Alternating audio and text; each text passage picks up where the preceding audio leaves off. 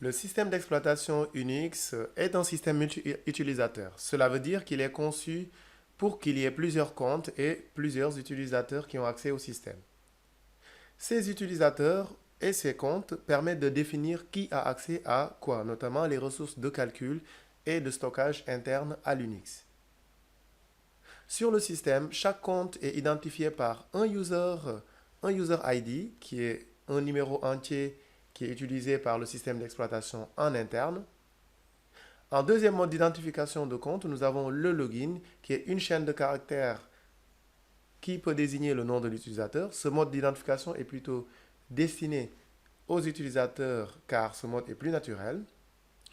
Et ces deux modes d'identification permettent à la fois au système d'exploitation de pouvoir offrir aux utilisateurs une aisance d'utilisation et d'être efficace sur le traitement.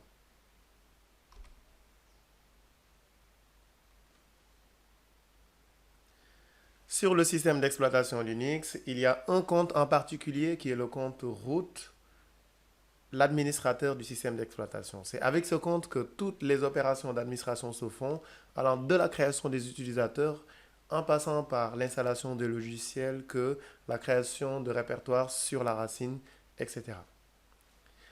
C'est un compte qui est tout puissant parce qu'il a tous les droits sur le système d'exploitation.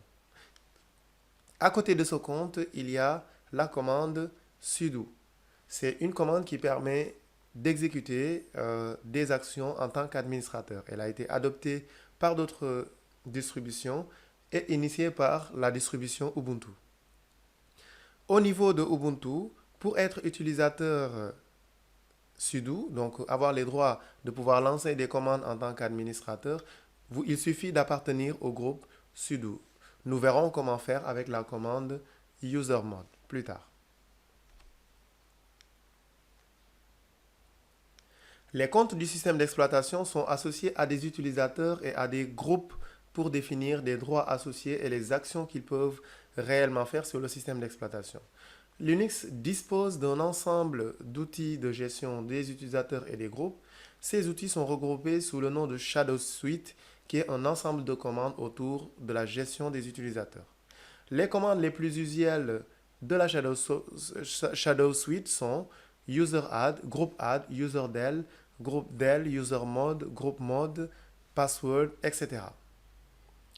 À côté aussi, nous avons des commandes qui sont des scripts shell qui peuvent permettre de réaliser les opérations de manière simple que sont add-user et add-group. Il s'agit de scripts shell qui simplifient la création d'utilisateurs et la création de groupes.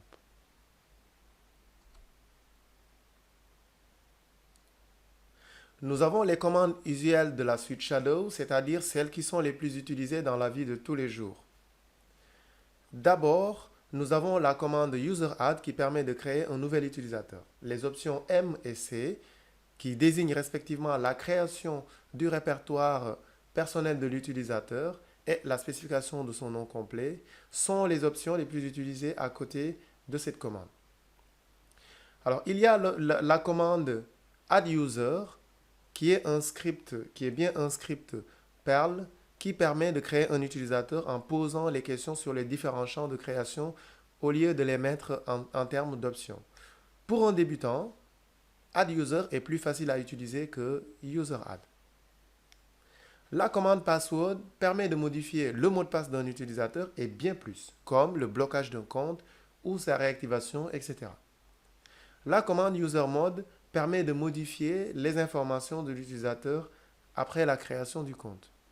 La commande userdel permet de supprimer un compte ainsi que les fichiers de l'utilisateur. En marge de la suite, les commandes id et whoami permettent de récupérer ou d'afficher des informations sur l'utilisateur qui sont connectés.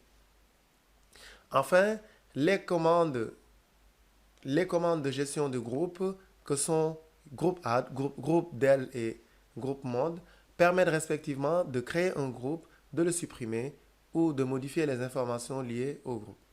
Bien sûr, la liste n'est pas exhaustive et cela ne veut pas non plus dire que les autres commandes de la suite sont inintéressantes. Je vous recommande d'aller voir les pages manuelles de ces commandes pour pouvoir voir comment on les utilise. Alors, sans tarder, nous allons vous présenter une démonstration des différentes commandes Linux.